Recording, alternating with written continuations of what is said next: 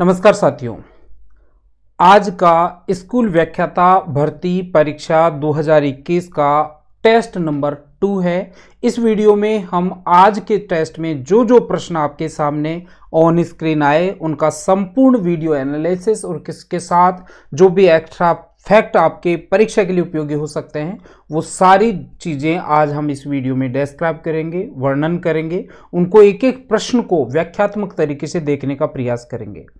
साथियों, यदि आप वास्तव में स्कूल लेक्चर बनना चाहते हैं तो आपको सबसे पहले सिलेबस जरूर देख लेना है, क्योंकि आपका जो पहले सिलेबस था, अभी नया सिलेबस तो जैसे ही वैकेंसी आएगी शायद कुछ 20-19 उसमें कुछ अंतर आए, बाकी यही रहने वाला है। आप आश्वस्त होकर तैयारी कर सकते हैं। तो जो पहले का जो सिलेबस था उसके हिसाब से मैं आपको बता दूं, सबसे ज़्यादा जो 75 प्रश्नों में से 30 प्रश्नों का वेटेज है आपका इतिहास और मैनेजमेंट में। स्कूल मैनेजमेंट के 15 प्रश्न अर्थात 30 अंक का अंक भार रहेगा। उसी प्रकार इतिहास विषय को लेके भी आपको कोशिश रहना है। यदि इतिहास के प्रश्न और स्कूल मैनेजमेंट के प्रश्न आपके सही हो गए तो आप आश्वस्त हो सकते हैं, आप स्कूल लेक्चर के फर्स्ट पेपर में पार हैं। इस चीज को आपको ध्यान रखना है। तो थोड़ा सा मैं इस मूल प्रश्नों पे आऊं उससे पहले मैं आपको बता दूं कि जो 15 प्रश्न है वो इतिहास के आएंगे, 15 प्रश्न आपके मैनेजमेंट के आएंगे, और दोनों जो प्रत्येक एक प्रश्न आपके 2 अंक का होता है। इसलिए इतिहास और आपको मैनेजमेंट, जो स्कूल मैनेजमेंट है, स्कूल प्रबंधन है, उन दोनों के 60 अंक का प्रश्न आपको इस 150 अंक के जो प्रश्न पत्र आएगा उसमें आपको मिलेगा। करंट अफेयर्स आपको 10 प्रश्न मिलेंगे जिसमें 20 अंक का होगा। ज्योग्राफी, पॉलिटी और साइंस के 5-5 प्रश्न आएंगे, प्रत्येक 10 अंक का होगा। और मैथ्स, रीजनिंग, स्टैटिक्स, हिंदी और अंग्रेजी के आपको 4-4 प्रश्न पेपर में मिलेंगे। चलिए, आज के प्रश्न पत्र में जो प्रश्न आपके स्क्रीन पे आए, सुबह 7 बजे से लेके शाम को 7 बजे तक जो आपको टेस्ट आयोजित करवाया, आपने टेस्ट में भाग लिया, उस टेस्ट के पहला प्रश्न है। आज का यूनिट टेस्ट है। यदि आपको हमारी टेस्ट सीरीज ज्वाइन करनी हो तो इसी वीडियो के डिस्क्रिप्शन में हमारे ऐप का, हमारा जो भी सोशल प्लेटफॉर्म्स है जिसके माध्यम से आप हमसे संपर्क कर सकते हैं, नीचे आपको इसी वीडियो के डिस्क्रिप्शन में सारा कुछ मिल जाएगा। बाकी आपको यदि टेस्ट सीरीज ज्वाइन करनी है, कोई प्रॉब्लम आ रही है तो आपको जो ऑन स्क्रीन आपको जो नंबर दिखाई दे रहे हैं उस पर आप कॉल कर सकते हैं, आपकी हेल्प की जाएगी। पहले प्रश्न की बात करते हैं। वीडी सावरकर के संदर्भ में निम्न में से कौन सा या कौन से कथन गलत हैं? तो इसमें से 3 कथन सही हैं, एक कथन गलत है। उस एक कथन को आपको, गलत कथन को इसमें चयन करना था। पहला कथन देखिए, 1914 में नासिक महाराष्ट्र में मित्र मेला नाम की एक संस्था आरंभ की गई जो बाद में अभिनव भारत नाम से परिवर्तित हो गई। तो ये पहला स्टेटमेंट जो है वो सही है या गलत है इसको बाद में देखेंगे। भारत के पहले व्यक्ति थे जिन्होंने ब्रिटिश साम्राज्य के केंद्र लंदन में उसके विरुद्ध क्रांतिकारी आंदोलन संगठित किया, ये तो वाक्य सही है। वे भारत के पहले व्यक्ति थे जिन्होंने 1905 के बंग भंग के बाद सन 1906 में स्वदेशी का नारा दिया और विदेशी कपड़ों की होली जलाई, ये भी स्टेटमेंट बिल्कुल सही था। वे दुनिया के पहले राजनीतिक कैदी थे जिन पर मामला हेग के अंतर्राष्ट्रीय न्यायालय में चला, बिल्कुल सही कथन है। यहाँ पे आपका ये वाला स्टेटमेंट आपका उत्तर होगा, क्योंकि ये गलत है स्टेटमेंट। 1914 में नहीं, 1904 में ही आपको महाराष्ट्र में जो मित्र मेला नाम का एक संस्था इन्होंने बनाई थी। इसका कुछ एक्स्ट्रा फैक्ट जो हैं वो क्या हो सकते हैं वो मैं आपको बता देता हूं। देखिए, 1914 में नहीं था, 1904 में ये मित्र मेला नाम से एक संगठन बनाया था। बाद में इसी का नाम अभिनव भारत कर दिया गया था। ये भारत के पहले व्यक्ति थे वीडी सावरकर जिन्होंने ब्रिटिश साम्राज्य के विरुद्ध लंदन में उसके विरुद्ध क्रांतिकारी आंदोलन संगठित किया था। स्वदेशी का नारा इन्होंने सबसे पहले 1906 में दिया था, और वे भारत के पहले व्यक्ति थे जिन्हें अपने विचारों के कारण बैरिस्टर की डिग्री खोनी पड़ी थी। ये भी आपको इसमें ध्यान रखना है। वे पहले भारतीय थे जिन्होंने पूर्ण स्वतंत्रता की मांग की। ये कुछ एक्स्ट्रा फैक्ट हैं जो उसकी पीडीएफ आपको मिल जाएगी। और एक चीज इसमें और विशेष आपको ध्यान रखना है वीडी सावरकर को लेके कि दुनिया के एकमात्र लेखक थे जिनकी पुस्तक के प्रकाशन होने से पहले ही बैन कर दिया गया था ब्रिटिश साम्राज्य के द्वारा, और वे पहले राजनीतिक कैदी थे जिनका मामला हेग के अंतर्राष्ट्रीय न्यायालय में उनका चला। तो ये अभी प्रश्न एक परीक्षा में पूछा गया था, इसलिए हमारी टेस्ट सीरीज की यही विशेषता होती है कि जो हाल ही में जो परीक्षाएं हुई है उनमें कोई ऐसा प्रश्न पूछा गया है जो सारगर्भित है, उसको हम एक्स्ट्रा फैक्ट में उसको डाल देते हैं ताकि आपके मेमोरी में बना रहे। दूसरा प्रश्न, युद्धकालीन बर्लिन में आगमन के बाद सुभाष चंद्र बोस ने निम्न में से कौन सा अपना छद्म नाम रखा था? देखिए, सुभाष चंद्र बोस के बारे में जितना आप पढ़ सकते हो उतना कम है। सुभाष चंद्र बोस ने हमारी भारतीय स्वतंत्रता आंदोलन में जो योगदान दिया वो वास्तव में विलक्षण था, और वो जर्मनी में गए थे तो उन्होंने एक छद्म नाम रखा था। उसी के बारे में प्रश्न पूछा गया था कि जर्मनी में जब वो गए, स्वतंत्रता आंदोलन के दौरान जर्मनी में जब गए तो जर्मनी में उन्होंने क्या छद्म नाम रखा था? तो यहाँ पे आपको जो ऑप्शन है वो यहाँ पे करना था। ओरलैंडो मेसेटो उन्होंने अपना नाम रखा था वहाँ पे, और इसी नाम के साथ उन्होंने वहाँ पे लड़ाई लड़ी थी। आज़ाद हिंद फौज के बारे में आपको इसमें विशेष रूप से ध्यान देना है। उनका जो दो नारे थे, जय हिंद और तुम मुझे खून दो मैं तुम्हें आज़ादी दूं, ये आपको विशेष रूप से इसके बारे में ध्यान रखना है। नेताजी उनका उपनाम था। 11 बार अपने राजनीतिक जीवन में उन्होंने 11 बार कैद कारावास हुआ, और 16 जुलाई 1921 में सबसे पहले 6 महीने का कारावास उनको हुआ था। और इसमें एक चीज़ और आपको ध्यान रखना है कि सुभाष चंद्र बोस और आपके जो पटेल साहब थे, सरदार वल्लभ भाई पटेल, उनके बीच एक विवाद था। आपको इस चीज़ के बारे में ध्यान रखना है, क्योंकि कोई भी प्रश्न जब तक आप उसके कॉन्सेप्ट में नहीं घुसोगे, उसके रूट में नहीं घुसोगे, तब तक वो चीज़ आप रट तो सकते हैं, समझ नहीं सकते, और रटी हुई चीज़ कभी स्थायी नहीं होती है। देखिए, सुभाष चंद्र बोस से विट्ठल भाई पटेल जो इनके बड़े भाई थे, किनके? सरदार वल्लभ भाई पटेल और विट्ठल भाई पटेल दोनों भाई थे। विट्ठल भाई पटेल ने अपनी सारी संपत्ति ये आपके सुभाष बाबू के नाम कर दी थी। तो जब विट्ठल भाई ने अपनी सारी संपत्ति सुभाष बाबू के नाम कर दी तो सरदार पटेल बड़े नाराज थे, दोनों के बीच विवाद हुआ, और बाद में जो ये विवाद जब चला तो सरदार वल्लभ भाई पटेल ने जो है गांधी के ये सारा मामला तय करने के बाद गांधी जी का जो हरिजन सेवा कार्य था उसको अपनी सारी संपत्ति विट्ठल भाई पटेल की सुभाष बाबू से लेके दे दी थी। तो एक विवाद था, ये आपको थोड़ा सा ध्यान रखना है। इसके बाद में आपको ये ध्यान रखना है कि सुभाष बाबू जब ऑस्ट्रिया में गए थे, आपके सिलेबस में है सुभाष चंद्र बोस, तो ये आपको पूरा उसका देखना है। ऑस्ट्रिया में जब गए थे तो वहाँ पे एक टाइपिस्ट थी, उनको एक टाइपिस्ट की आवश्यकता पड़ी, तो वहाँ पे एक ऑस्ट्रेलियन लड़की थी एमिली सेंकेल, जिनके पिता एक पशु चिकित्सक थे।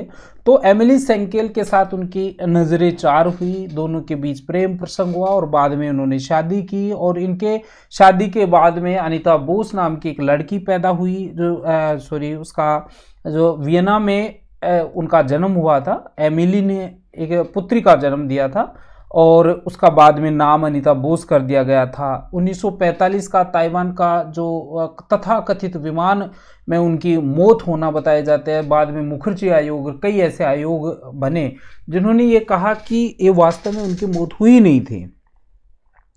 इसके बाद में आपको थोड़ा सा और ध्यान रखना है कि 5 जुलाई 1943 की घटना आपको ध्यान रखनी है। सिंगापुर के टाउन हॉल के सामने सुप्रीम कमांडर की उन्होंने उपाधि धारण की थी और दिल्ली चलो का नारा वहीं से दिया था। तो एक बार प्रश्न पूछा गया था कि दिल्ली चलो का नारा कहाँ से लगा, तो आपको सिंगापुर आपको आंसर उसमें करना है, ये आपको ध्यान रखना है।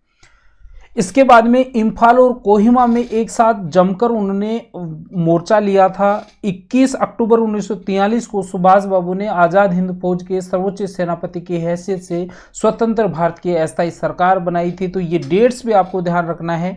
बाद में ये जो अस्थायी सरकार, स्वतंत्र भारत की अस्थायी सरकार बनाई थी, उसके बारे में एक बार पूछा गया था कि सुभाष चंद्र बोस ने जो अस्थायी सरकार बनाई थी 1943 में उस अस्थायी सरकार को विश्व के कितने देशों ने मान्यता दी? तो ये 11 देश थे, उन 11 देशों ने इसको मान्यता दी थी, ये आपको ध्यान रखना है। और जापान ने अंडमान और निकोबार द्वीप समूह को विजय करने के बाद आज़ाद हिंद फौज को हैंडओवर कर दिया था, ये भी आपको ध्यान रखना है। और ये 6 जुलाई 1944 की डेट आपको जरूर ध्यान रखना है, क्योंकि रंगून रेडियो स्टेशन से महात्मा गांधी को महात्मा नाम से इन्होंने वो संबोधन किया था और आशीर्वाद मांगा था। नेताजी की मृत्यु के बारे में आपको पता है, ये विवाद का विषय रहा है, इसके ज़्यादा डेप्थ में अपने को जाना नहीं है। और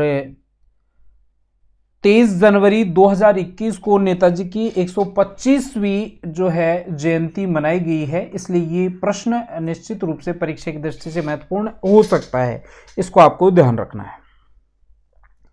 1938 का जो कांग्रेस का वार्षिक अधिवेशन था हरिपुरा, वो हरिपुरा जो अधिवेशन है, सुभाष बाबू के को जहां भी आप पढ़ो तो हरिपुरा अधिवेशन को आप चाह के भी स्किप नहीं कर सकते, क्योंकि ये जो हरिपुरा का अधिवेशन है 51वां अधिवेशन था कांग्रेस का। और एक विलक्षण बात आपको इसमें ये ध्यान रखनी है कि सुभाष बाबू जब अध्यक्ष चुने गए तो 51 बैलों की एक बैलगाड़ी, एक रथ के द्वारा सुभाष बाबू का एक जुलूस निकाला गया था, एक तरह से उसकी शोभा यात्रा निकाली गई थी। और 1938 में जो है गांधी जी ने कांग्रेस अध्यक्ष पद के लिए सुभाष को चुना था, लेकिन सुभाष चंद्र बोस की जो कार्यशैली थी वो महात्मा गांधी जी को पसंद नहीं थी। और जब 1939 में वे चाहते थे कि ये जो 1939 तक आते आते जो द्वितीय विश्व युद्ध के काले बादल छा गए थे, सुभाष बाबू की कार्यशैली महात्मा गांधी से बिल्कुल अलग थी। सुभाष बाबू ये चाहते थे कि इस परिस्थिति को, द्वितीय विश्व युद्ध की परिस्थिति को मौके के रूप में देख के अंग्रेजों के विरुद्ध काम करना चाहिए और भारत की स्वतंत्रता के मार्ग को आगे प्रशस्त करना चाहिए। लेकिन गांधी जी इसको मौका नहीं समझते थे और दोनों की कार्यप्रणाली में जब जो है वैचारिक मतभेद होता है, तो उसके बाद में 1939 में जब कांग्रेस का अध्यक्ष चुनने का समय आया, अगला 52वां अधिवेशन की बात कर रहा हूं मैं, तो गांधी जी और सुभाष बाबू के बीच में वैचारिक मतभेद हो गया था। और उसी के दौरान जो है गांधी जी ने स्पष्ट रूप से इनको मना कर दिया था, जबकि रविंद्रनाथ ठाकुर, प्रफुल्ल चंद्र राय और मेघनाथ साहा जैसे व्यक्तियों ने गांधी जी को पत्र लिखकर कहा था कि गांधी जी इस समय वर्तमान परिप्रेक्ष्य में सुभाष बाबू से अलग, सुभाष बाबू से विलग कोई ऐसा व्यक्तित्व भारतीय राष्ट्रीय कांग्रेस में नहीं है जो इस परिस्थिति में भारतीय कांग्रेस का, राष्ट्रीय कांग्रेस का नेतृत्व प्रदान कर सके। लेकिन गांधी जी अपनी बात पे अड़े रहे और सुभाष बाबू के स्थान पे उन्होंने अपना प्रतिनिधि बनाया पट्टाभी सीतारमैया को। पट्टाभी सीतारमैया जो हैं चुनाव लड़ते हैं, लेकिन सुभाष बाबू को 1580 और पट्टाभी सीतारमैया को 1377 मत मिले और 203 मतों से सुभाष बाबू विजयी घोषित होते हैं। जब पट्टाभी सीतारमैया यदि हार जाते हैं तो इसका मतलब समर्थन किसका था? महात्मा गांधी का। तो महात्मा गांधी ने इसको अपनी हार माना और बाद में उन्होंने ये कहा कि ये पट्टाभी सीतारमैया की हार नहीं है, ये हार मेरी है। और उन्होंने जो कार्यशैली थी उनकी, तो उन्होंने सुभाष बाबू के तरीके से वो सहमत नहीं थे और उनको जो उसके सदस्य थे कांग्रेस के, उन्होंने इस्तीफा देने के लिए गांधी जी ने कहा। तो बाद में 14 में से 12 सदस्यों ने इस्तीफा दे दिया था। हालांकि सुभाष बाबू ने बाद में मतभेद को दूर करने का काफ़ी प्रयास किया, लेकिन वो सफल नहीं हो पाए। और 1939 का वार्षिक कांग्रेस अधिवेशन जब त्रिपुरी में हुआ, तो इस अधिवेशन के समय सुभाष चंद्र बोस बहुत तेज बुखार से पीड़ित थे, उनको स्ट्रेचर पे लेटा के लाया गया था, लेकिन फिर भी गांधी जी इस अधिवेशन में उपस्थित नहीं थे और बाद में मजबूर होकर सुभाष बाबू कुछ काम नहीं कर पाए और 29 अप्रैल 1939 को सुभाष बाबू ने कांग्रेस पद से इस्तीफा दे दिया था। ये कुछ चीज़ें एक्स्ट्रा थी जो मैंने आपको बताने का प्रयास किया। आते हैं तीसरे प्रश्न पे। चंद्रशेखर आजाद के संदर्भ में निम्न में से कौन सा कथन असत्य है? आपको सबसे पहले सत्य असत्य में इसको मार्क कर लेना है। असत्य कथन आपको छांटना है। पंडित हरिशंकर ब्रह्मचारी के छद्म नाम से बच्चों के अध्यापन का काम करते थे। कौन? चंद्रशेखर आजाद। तो ये स्टेटमेंट जो है बिल्कुल सही है। इनका जो छद्म नाम था, जैसे सुभाष चंद्र बोस जर्मनी में गए थे, ओरलैंडो मैसेटो नाम से उन्होंने अपना परिचय करवाया था वहाँ पे, उसी प्रकार चंद्रशेखर आजाद जो हैं वो पंडित हरिशंकर ब्रह्मचारी के छद्म नाम से बच्चों को अध्यापन का कार्य करवाया करते थे। स्टेटमेंट बिल्कुल सही है। काकोरी कांड में फरार होने के बाद से उन्होंने छिपने के लिए साधु का वेश बना लिया था, ये भी सही है। और रामप्रसाद बिस्मिल इनको क्विक सिल्वर कहते थे, ये भी स्टेटमेंट सही था। आपको इसका मार्क करना था। इन पर भारत सरकार ने 1968 में डाक टिकट जारी किया। ये डाक टिकट इन पे जरूर जारी किया था, लेकिन 1968 में नहीं, 1988 में इन पे डाक टिकट जारी हुआ था। तो ये स्टेटमेंट आपका 4th नंबर का सही होना था। आपने क्या किया है आप देख लेना, ठीक है। इसमें थोड़ा एक्स्ट्रा फैक्ट आपको ध्यान रखना है कि देखो 1922 में जब चोरी चोरा घटना की वजह से महात्मा गांधी ने डिसाइड किया कि असहयोग आंदोलन वापस ले लिया जाता है, तो ये चंद्रशेखर आजाद बड़े इससे विक्षिप्त हुए और उनकी विचारधारा में बदलाव आता है। हिंदुस्तान रिपब्लिकन जो एसोसिएशन है वो उसके सक्रिय अध्यक्ष इससे बन जाते हैं और राम प्रसाद बिस्मिल के नेतृत्व में 9 अगस्त 1925 को काकोरी नामक एक स्थान पे रेल को लूटते हैं। हिंदुस्तान सोशलिस्ट रिपब्लिकन एसोसिएशन का गठन इन्होंने बाद में किया और लाला लाजपत राय की हत्या जब सैंडर्स ने की 1927 में साइमन कमीशन का विरोध करते समय, तो उसका बदला लेने के लिए दिल्ली में पहुंचकर असेंबली बम कांड को अंजाम दिया। और आज़ाद को पहचानने के लिए ब्रिटिश हुकूमत में, बहुत बड़ी बात है कि एक व्यक्ति को पहचानने के लिए ब्रिटिश सरकार ने 700 सैनिकों की नियुक्ति कर दी थी कि इसको पहचानो, आपका बस यही काम है, ठीक है।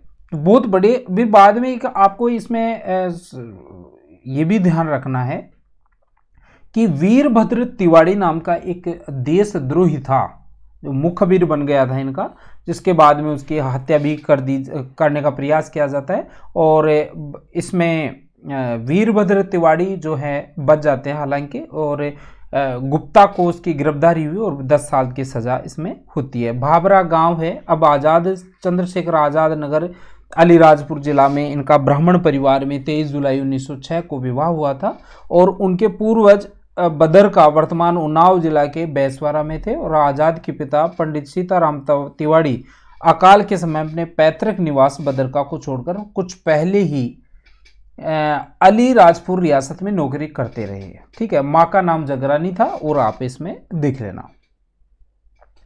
आज का चौथा प्रश्न टेस्ट सीरीज का, 23 मार्च 1931 को भगत सिंह, राजगुरु और सुखदेव को लाहौर जेल में फांसी दी गई थी। बताइए क्रांतिकारी सुखदेव का पूरा नाम क्या है? ये प्रश्न एक भी सामान्य नहीं है, ये किसी न किसी परीक्षा में पूछे गए हैं। हालांकि उसमें कुछ एक्स्ट्रा फैक्ट डाल के आपको कुछ और एक्स्ट्रा नॉलेज देने के प्रयास हम लोगों ने किया है इस टेस्ट सीरीज में। तो एक व्यक्तित्व जो आपका एक व्यक्तित्व है, उस व्यक्तित्व से संबंधित काफ़ी कुछ मैटर आपको इसमें डिस्क्रिप्शन में मिल जाएगा। तो आप चाहें तो हमसे जुड़ सकते हैं। ये जो टेस्ट सीरीज है बिल्कुल फ्री है, प्रथम 3 टेस्ट, और प्रत्येक संडे को आपको टेस्ट मिल रहा है। उस टेस्ट में सुबह 7 बजे से लेके शाम को 7 बजे तक आपको टेस्ट ऑनलाइन उपलब्ध रहता है। 7 बजे बाद में आपको आपके ऑल राजस्थान में क्या टेस्ट रैंकिंग रह रही है उसके बारे में बता दिया जाता है। इस टेस्ट की पीडीएफ आपको मिल जाती है और इसका वीडियो एनालिसिस भी आपको मिल जाता है। तो यदि आप चाहते हैं आपकी परीक्षा की, आपकी जो स्कूल व्याख्याता की परीक्षा को धार देना चाहते हैं, आप चाहते हैं कि एक समय रहते हम इतनी अच्छी तैयारी करें कि वैकेंसी आते ही हम बिल्कुल कमर कस के तैयार रहें, तो आपको हमसे जुड़ना चाहिए, ठीक है। 23 मार्च 1931 को भगत सिंह, राजगुरु और सुखदेव को लाहौर जेल में फांसी दे दी गई। बताइए उसके क्रांतिकारी सुखदेव का पूरा नाम क्या था? तो सुखदेव का पूरा नाम सुखदेव थापर था, ये आपको इसमें मार्क करना था। पूरा नाम सुखदेव थापर, जन्म 15 मई 1907 को हुआ था। जन्म स्थान है चोरा बाजार के नौघर क्षेत्र में, लुधियाना। हालांकि इस प्रकार के सामान्य प्रश्न पूछेंगे नहीं, लेकिन फिर भी एक सामान्य जानकारी देने का प्रयास किया है। माता का नाम रल्ली देवी, पिता रामलाल थापर और मथुरा दास थापर इनके भाई का नाम था। भारत भूषण थापर भतीजा था। शिक्षा नेशनल कॉलेज लाहौर में इनकी हुई थी। इनका संगठन था भगत सिंह और भगवती चरण वोहरा। भगवती चरण वही व्यक्ति थे जिन्होंने फिलोसफी ऑफ बॉम्ब जो लिखा था, वो भगवती चरण वोहरा का था, ये आपको ध्यान रखना है। 1926 में नौजवान भारत सभा का गठन इन्होंने किया। हिंदुस्तान सोशलिस्ट रिपब्लिकन एसोसिएशन की स्थापना 1928 में हुई थी, उनके ये कार्यकर्ता थे। अन्य क्रांति ये जो गतिविधियां थी उसमें आपको ध्यान रखना है 1928 में लाला लाजपत राय की मृत्यु हुई है, क्योंकि साइमन कमीशन का विरोध करते हुए 1927 में जेपी सैंडर्स ने उस पर लाठीचार्ज किया था। उसका बदला लेने के लिए जेपी सैंडर्स को गोली मारकर 1929 में अपने साथियों के साथ कैदी जो भूख हड़ताल कर रहे थे उसके साथ ही इनका मृत्यु होती है। किसी भी तरह भारत को अंग्रेजी से मुक्त कराना इनके जीवन का मुख्य लक्ष्य था। सुखदेव का जीवन चक्र ये जो आपको बता दिया जाएगा, इसमें आपको पीडीएफ मिल जाएगी। मोटी मोटी बातें मैं आपको बता देता हूँ। 23 मार्च 1931 को आपको ये ध्यान रखना है शहादत दिवस है। राजगुरु सुखदेव और चंद्रशेखर आजाद को इस दिन जो है फांसी पे लटका दिया जाता है। 5वां प्रश्न, निम्न में से किसने 8 अप्रैल 1929 को दिल्ली की केंद्रीय असेंबली में बम फेंका था? बहुत महत्वपूर्ण प्रश्न है। भगत सिंह और बटुकेश्वर दत्त आपको इसका आंसर करना था। 6वां प्रश्न, एशिया वासियों का है नारा सर्वप्रथम किसने दिया था? देखिए, रास बिहारी बोस जो हैं वो आपके सुभाष चंद्र बोस के बड़े भाई थे। उन्होंने यह नारा पहली बार दिया था कि एशिया वासियों का है। बहुत महत्वपूर्ण प्रश्न है। इसके साथ ही जो भी महत्वपूर्ण नारे आपकी परीक्षा में पूछे जा सकते हैं वो आपके इसमें डिस्क्रिप्शन में दे दिए गए हैं। ज़्यादा डेप्थ में नहीं जाना है, लेकिन सतही नॉलेज आपको स्किप भी नहीं करना है। पहला जो नारा है वो है स्वराज हमारा जन्मसिद्ध अधिकार है, बाल गंगाधर तिलक ने ये नारा दिया था। सरफरोशी की तमन्ना अब हमारे दिल में है, ये नारा दिया था राम प्रसाद बिस्मिल ने। भारतवर्ष को तलवार के बल पर जीता गया था और तलवार के बल पर ही उसे ब्रिटिश कब्जे में रखा जाएगा, ये लॉर्ड एल्गिन, ये नारा नहीं था, स्टेटमेंट था लॉर्ड एल्गिन द्वितीय। ये आपको थोड़ा सा ध्यान रखना है। सारे जहां से अच्छा हिंदुस्तान हमारा इकबाल का नारा है। वंदे मातरम बंकिम चंद्र चटर्जी का नारा है। हे राम महात्मा गांधी। जन गण मन अधिनायक जय है रविंद्रनाथ टैगोर।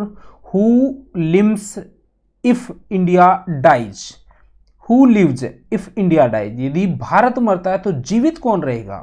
जवाहरलाल नेहरू। ये सारे स्टेटमेंट जो हैं, चाहे नारे हैं, स्टेटमेंट हैं, कभी ना कभी किसी न किसी परीक्षा में पूछे गए हैं। उन्हीं स्टेटमेंट्स को शामिल किया है, ये आपको ध्यान रखना है।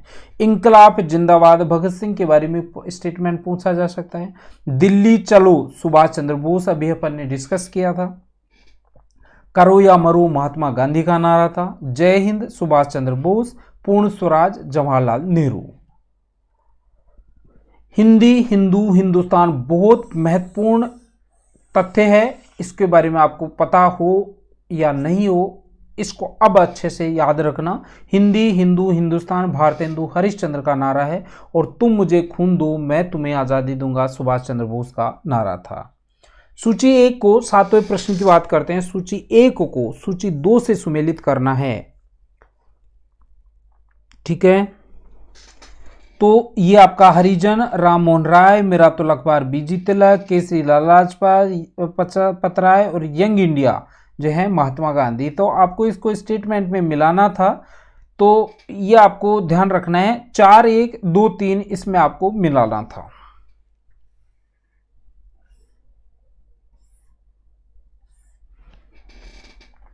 ठीक है।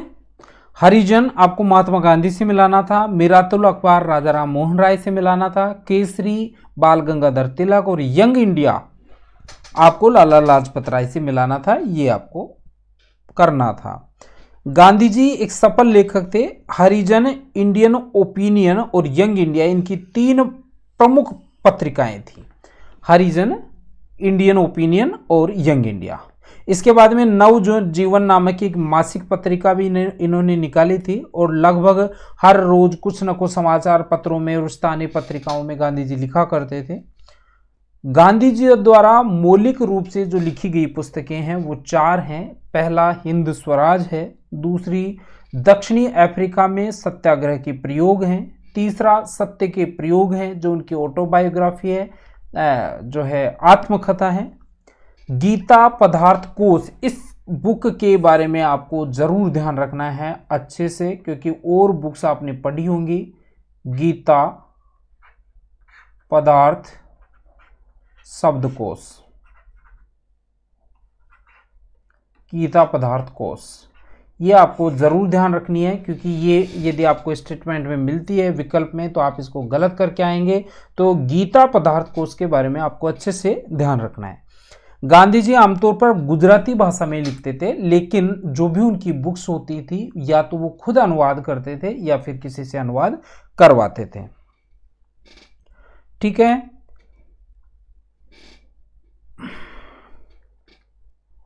हाँ, ये कुछ चर्चित, ये महात्मा गांधी, जोसेफ लेलीवैन ने एक पुस्तक लिखी थी जिसके बारे में महात्मा गांधी और जो कोलिन बाग थे उसके जर्मन मित्र थे उनके बारे में काफ़ी कुछ उलझुल उन्होंने लिख दिया था। तो इसके बारे में अपन ज़्यादा उस पर नहीं जाएंगे। निम्नलिखित आंदोलनों या सत्याग्रहों का सही क्रम आपको बताना है। देखिए, खेड़ा सत्याग्रह, बारदोली सत्याग्रह, रोलट सत्याग्रह, खेड़ा और चंपारण, चंपारण, खेड़ा, रोलट, बारदोली, बारदोली, चंपारण, खेड़ा, रोलट, खेड़ा सत्याग्रह, बारदोली सत्याग्रह, रोलट सत्याग्रह और चंपारण सत्याग्रह। तो आपको इसका सही जो है विकल्प आपको ध्यान देना है, ये आपको आंसर इसमें करना था। चंपारण सत्याग्रह के बाद में खेड़ा सत्याग्रह हुआ, खेड़ा के बाद में रोलट सत्याग्रह हुआ और फिर बारदोली सत्याग्रह हुआ। महात्मा गांधी के बारे में जो महत्वपूर्ण तथ्य हैं वो इसके डिस्क्रिप्शन में डाल दिए हैं। इसकी वीडियो की आपको PDF निश्चित रूप से मिल जाएगी। आप आश्वस्त रहिए, सिर्फ आप प्रश्नों को हल के करें, आपने कौन सा गलत किया है कौन सा सही किया है उसके बारे में माइंड फ्रेम बनाएं और नेक्स्ट टाइम जब भी आप टेस्ट अटेम्प्ट करें तो कोशिश यही करें कि नेगेटिव तो बिल्कुल ही नहीं करना है। आपको 2 भी विकल्पों में संदेह है तो आप ज़्यादा उसको ना करें। नेगेटिव मार्किंग की सबसे बड़ी जो कमी है वो यही है कि आप नेगेटिव करते जाते हैं और जो आपने प्राप्तांक प्राप्त किए हैं वो जो नेगेटिव किए हैं वो लेके उसको डूब जाते हैं और आपका सिलेक्शन नहीं होता। चलिए, चंपारण सत्याग्रह, खेड़ा सत्याग्रह, रोलट सत्याग्रह और बारदोली सत्याग्रह उसका सही आंसर होगा। 1915 में गांधी जी भारत आते हैं साउथ अफ्रीका के। 1916 में जो है साबरमती आश्रम जो अहमदाबाद में है वहाँ पे अपना आश्रम बनाते हैं और बनारस हिंदू विश्वविद्यालय की जब स्थापना हो रही थी उस समय गांधी जी ने भारत में सार्वजनिक रूप से पहला भाषण दिया था मंच से। 1917 में बिहार के चंपारण नामक स्थान पर नील के किसानों के हक के लिए इन्होंने सत्याग्रह किया। 1928 में मिल मजदूर को हक की लड़ाई में मध्यस्थता इन्होंने की थी। 1919 में रोलट एक्ट और जलियांवाला बाग हत्याकांड के विरुद्ध में सत्याग्रह गांधी जी ने छेड़ा था। और यंग इंडिया अंग्रेजी और नवजीवन गुजराती साप्ताहिक पत्रों का संपादन भी इन्होंने किया था। एक बार किसी परीक्षा में, मुझे याद नहीं है कौन सी परीक्षा थी, लेकिन उसमें ये पूछा था कि यंग इंडिया जो है कौन सी भाषा में प्रकाशित होती थी। ऑप्शन थे राजस्थानी, गुजराती, अंग्रेजी, फ्रेंच, ऐसे कुछ ऑप्शन थे। तो यंग इंडिया अंग्रेजी में होती थी और नवजीवन गुजराती में संपादित होती थी। 1920 में जब जलियांवाला बाग हत्याकांड होता है, गांधी जी ने केसरीय हिंद, जो प्रथम विश्व युद्ध में भारतीयों की तरफ से जो अंग्रेजों को सहयोग मिला था और भारतीयों के नेता के रूप में महात्मा गांधी को केसरीय हिंद की उपाधि दी गई थी।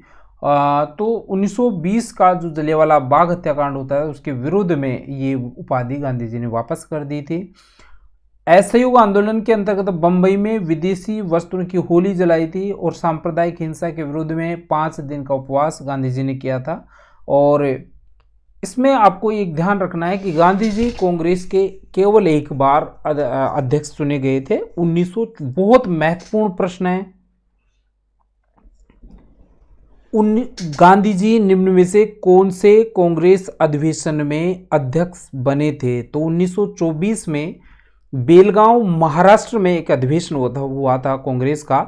उस कांग्रेस के अधिवेशन में गांधी जी को अध्यक्ष पद पे चुना गया था और ये एकमात्र मौका ऐसा है भारतीय राष्ट्रीय कांग्रेस के इतिहास में जो इतने बड़े वर्सटाइल नेतृत्व होने के बाद भी गांधी जी को सिर्फ एक बार अध्यक्ष पद का मौका मिला था।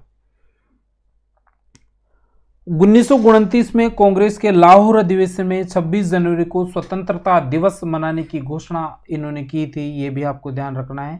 1931 में गांधी इरविन समझौते के बारे में ध्यान रखना है। 1936 में वर्धा में सेवाश्रम की स्थापना और 1937 में दक्षिण भारत में गांधी जी की यात्रा के बारे में थोड़ा सा आपको दिमाग में रख के चलना है। 1940 में जो है व्यक्तिगत सत्याग्रह हुआ था और विनोबा भावे जो हैं वो प्रथम सत्याग्रही व्यक्तिगत सत्याग्रही बने गए थे। 1942 में भारत छोड़ो आंदोलन हुआ और 1942 में ही उनके जो सचिव थे महादेव देसाई, उनकी मृत्यु हो गई थी। ये भी आपको ध्यान रखना है। 90 प्रश्न की तरफ चलते हैं। महात्मा गांधी ने स्वतंत्रता आंदोलन में सर्वप्रथम भूख हड़ताल कहां से की थी? बहुत महत्वपूर्ण प्रश्न है। इस प्रकार के प्रश्न पूछे नहीं जाने चाहिए, लेकिन बड़ी विचित्र बात है कि अलग अलग जो पीएससी हैं उनमें बहुत बार इस प्रश्न को रिपीट किया है कि महात्मा गांधी ने स्वतंत्रता आंदोलन में सर्वप्रथम भूख हड़ताल निम्न में से कहां की थी? चंपारण आंदोलन में, खेड़ा आंदोलन में, या अहमदाबाद के श्रमिक आंदोलन में, या दक्षिणी अफ्रीका में? ये थोड़ा टाइपिंग मिस्टेक है, इसका थोड़ा सा इग्नोर कर देना। तो आपका आंसर इसमें करना था अहमदाबाद के श्रमिक आंदोलन में। देखो, अहमदाबाद का जो श्रमिक आंदोलन था वो एक्चुअली में क्या था, ये आपको ध्यान रखना है।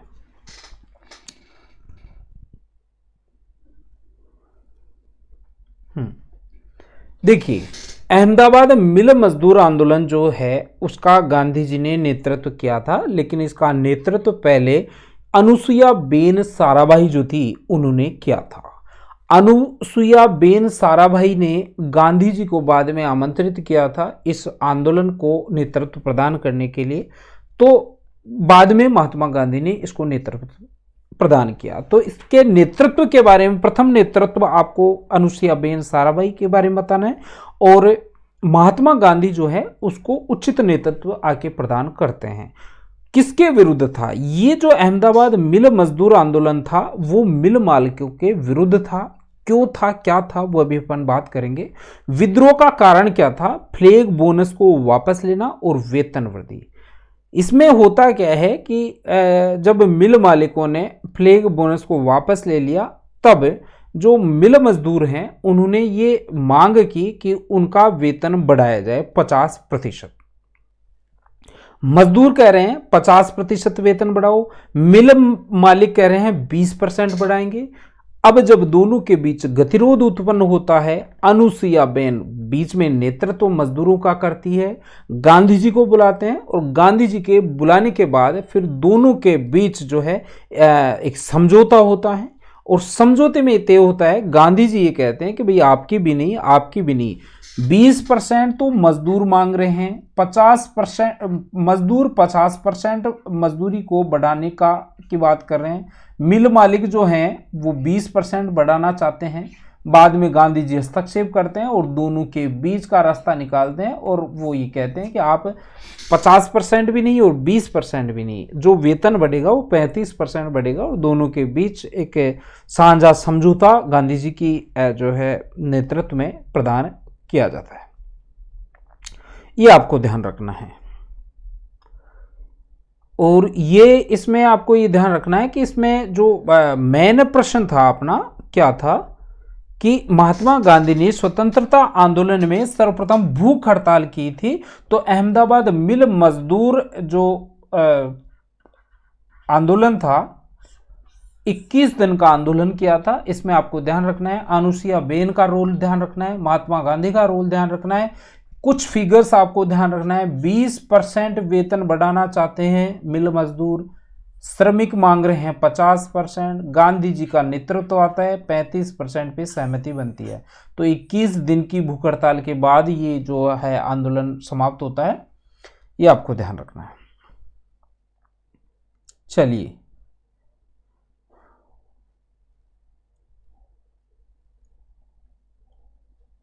दसवां प्रश्न है, 19वीं सदी में भारत में राष्ट्रीय आंदोलन के विकास की प्रमुख कारण क्या था?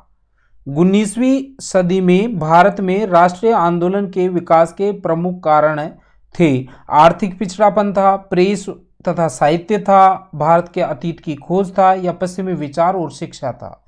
ये आपको देखना है। तो यहाँ पे चारों के चारों ऑप्शन आपके सही थे, ये आपको ध्यान रखना था। इसमें कुछ एक्स्ट्रा जो भी है डिस्क्रिप्शन में डाल दिया है। नीचे दी गई सूची 1 को सूची 2 से सुमेलित करना है। सूची 1 है संस्थापक और सूची 2 है संस्था। सुरेंद्रनाथ बनर्जी, मद्रास महाजन सभा, ये वाला प्रश्न आपका था, इसमें आपको मिलाना था। तो पहला जो है उसमें आपको इंडियन एसोसिएशन मिलाना था। दूसरा जो है जस्टिस रानाडे, पूना सार्वजनिक सभा है। वीर राघवाचारी जो है वो आपका मद्रास महाजन सभा से संबंधित है, और फिरोज शाह मेहता आपके बॉम्बे प्रेसिडेंसी से एसोसिएशन से संबंधित थे।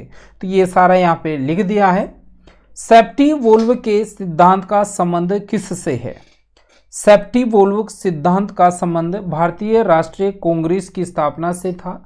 होता क्या है कि एक कांग्रेस के एक रिटायर्ड व्यक्ति थे एयू होम, उन्होंने एक सेफ्टी भारतीय जन समुदाय के असंतोष को रोकने के लिए एक सेफ्टी वोल्व की अवधारणा के रूप में भारतीय राष्ट्रीय कांग्रेस की स्थापना की थी। तो ये आपका जो सेफ्टी वोल्व सिद्धांत है वो भारतीय राष्ट्रीय कांग्रेस से संबंधित है, ये आपको बताना था।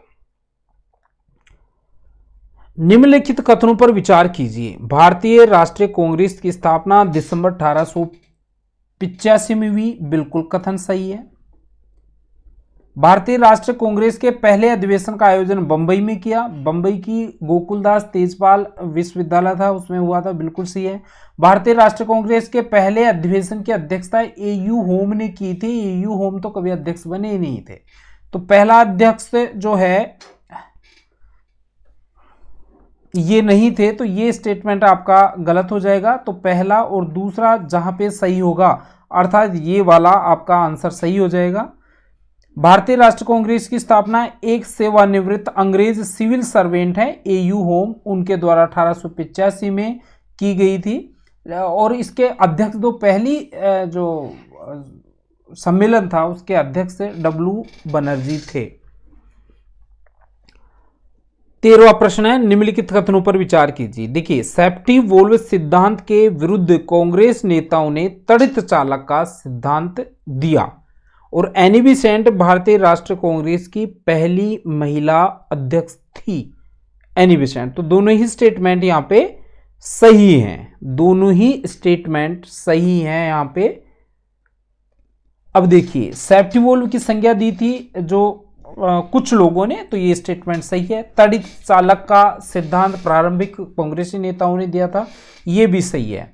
अब यहाँ पे 1917 का कलकत्ता अधिवेशन है, उसमें एनी बेसेंट ने अध्यक्षता की थी 1917, एनी बेसेंट। और फिर 1925 में आपकी सरोजिनी नायडू ने किया था, और फिर नलिनी सेन। तो भारतीय राष्ट्रीय कांग्रेस की 3 जो महिला नेतृत्व प्रदान करता थे, वो पहला एनी बेसेंट है, फिर दूसरा आपका जो है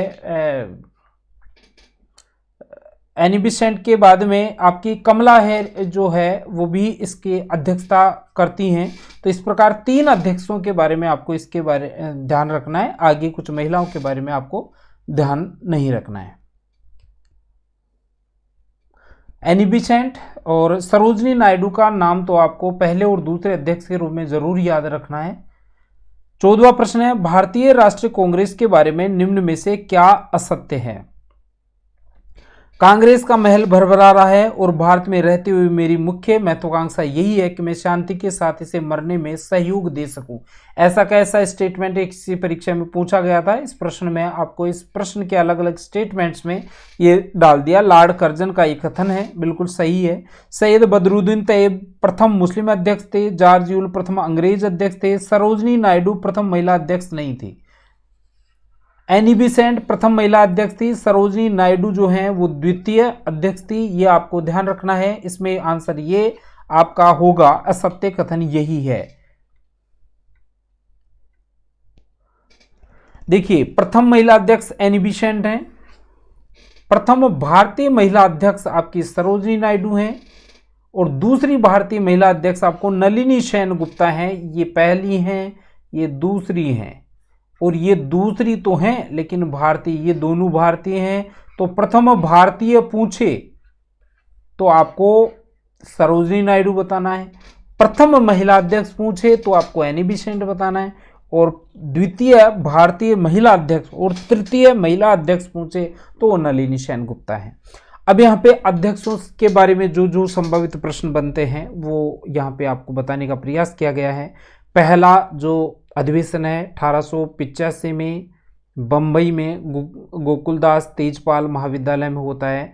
72 प्रतिनिधियों ने इसमें भाग लिया। WC बनर्जी इसके अध्यक्ष थे। दूसरा जो अधिवेशन है कलकत्ता में होता है। यहाँ पे बकमई बकना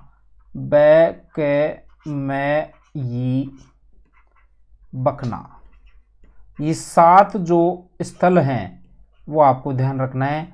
बम्बई, कलकत्ता, बम्बई, इलाहाबाद, बम्बई, कलकत्ता और नागपुर, ये अधिवेशन पहले 7 अधिवेशन है। उसके बारे में थोड़ा ट्रिक आप याद रख लेना। दूसरा जो अधिवेशन होता है वो कलकत्ता में दादा भाई नारोजी की अध्यक्षता में होता है। 436 सदस्यों ने इसमें भाग लिया।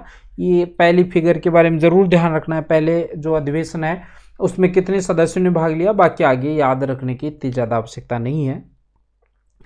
तीसरा है बदरुद्दीन तैयब जी, जो 1887 का तीसरा अधिवेशन हुआ था उसमें प्रथम मुस्लिम अध्यक्ष बनाए गए थे बदरुद्दीन तैयब जी।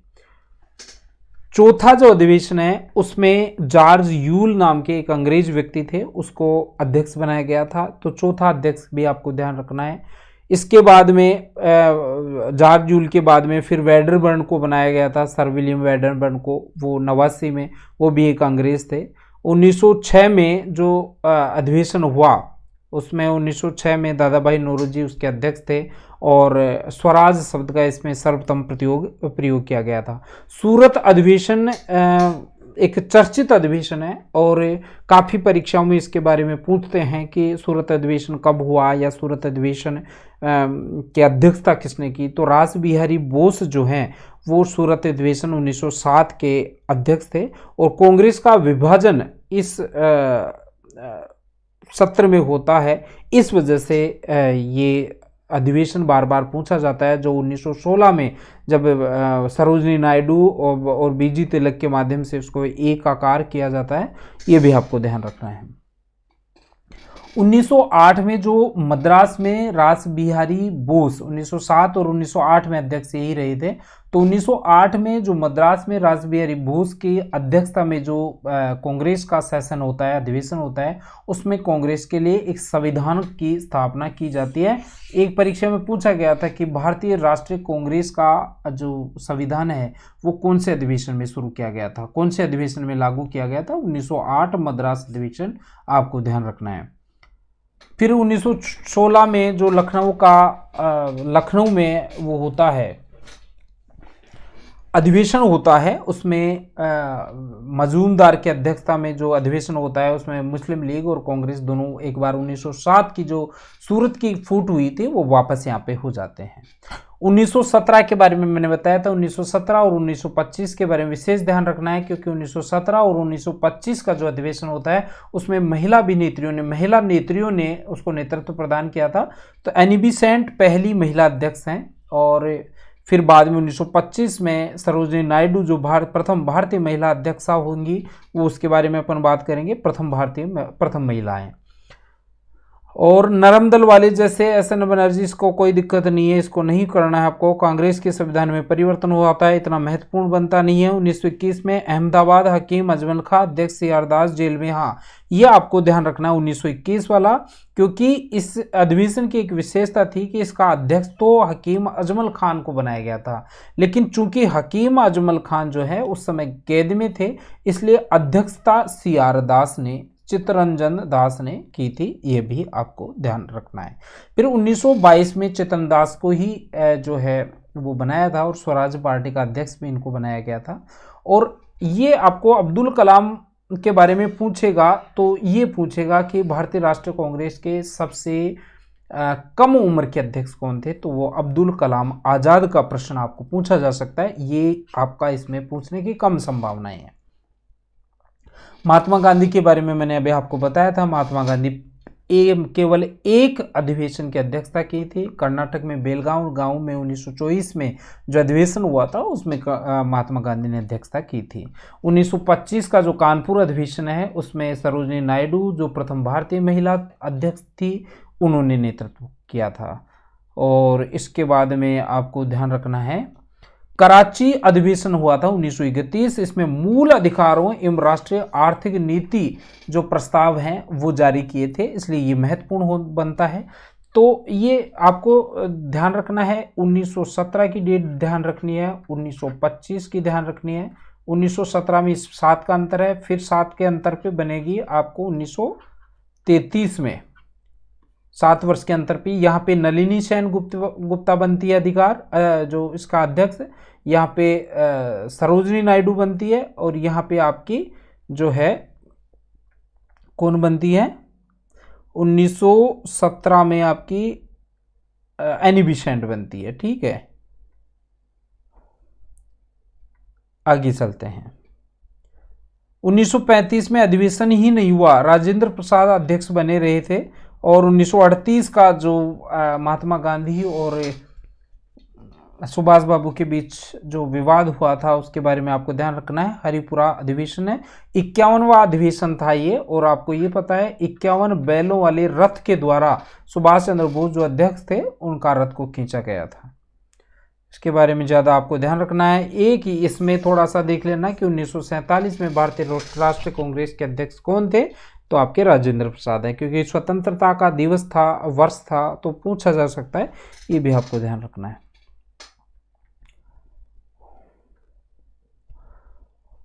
1857 की क्रांति में किन समूह की भागीदारी रही थी? किसानों ने भाग लिया, जमींदारों ने भाग लिया, धर्मोपदेशक, पंडित और मौलवी, हस्तशिल्पी, इनमें से किसने भाग लिया था और किसने नहीं लिया था?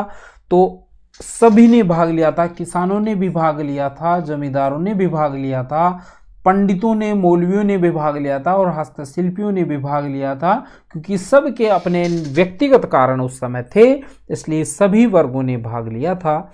ये आपको ध्यान रखना है। इसका डिस्क्रिप्शन आपको उसको वीडियो एनालिसिस जो आपकी PDF मिलेगी उसमें मिल जाएगा।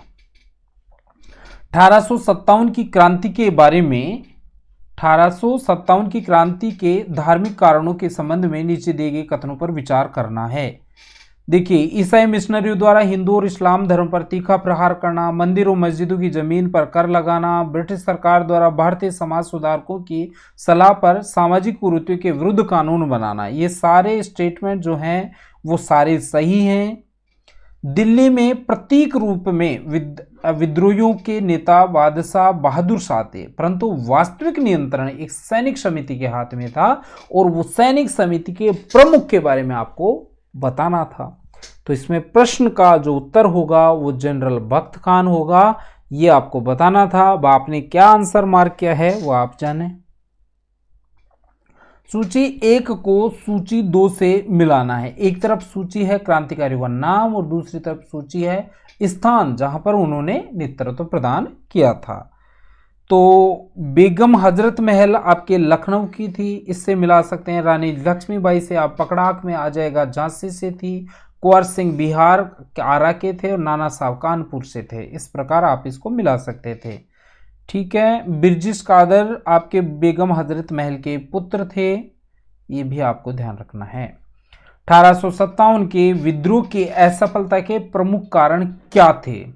ये भारतीय समाज के सभी अंगों और वर्गों को अपनी चपेट में नहीं ले सका। बिल्कुल सही कथन है। ये विद्रोह भारत के सभी भागों में नहीं फैला, ये भी कथन सही है। विद्रोह सत्ता पर अधिकार के बाद लागू किए जाने वाले सामाजिक विकल्प से रहित था, ये भी सही है। विद्रोहियों के प्रति विद्रोहियों का अति राष्ट्रवाद की भावना से प्रेरित होना, उस समय ये अति राष्ट्रवाद वाली भावना तो समझ में कम आती है, तो ये 1, 2, 3 आपका स्टेटमेंट इसमें सही होना चाहिए। बिल्कुल सही है। आपको 1, 2 और 3 स्टेटमेंट सही है और राष्ट्रवाद वाली बात तो बिल्कुल गलत है। देखो, जनता का व्यापक समर्थन प्राप्त था, समाज के सभी अंगों और वर्गों को अपनी चपेट में नहीं ले पाया था।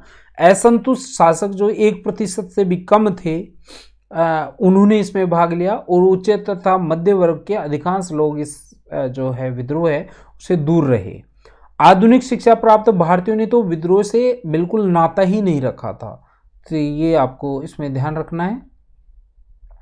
चौथा कथन असत्य इसलिए है कि भारत इस समय आधुनिक राष्ट्रवाद से अपरिचित था, उसको राष्ट्रवाद का सही अर्थ क्या होता है वही पता नहीं था, और विद्रोहियों की सबकी अपनी अपनी व्यक्तिगत समस्याएं थी, तो ये सामूहिक उग्र राष्ट्रवाद की बात करना बिल्कुल बेमानी होगी, तो स्टेटमेंट बिल्कुल गलत है। सवाई प्रताप सिंह के बारे में निम्न में से कौन सा कथन असत्य है? तो दूसरा, हाँ, ये ब्रजनिधि नाम से काव्य रचनाएं करते थे।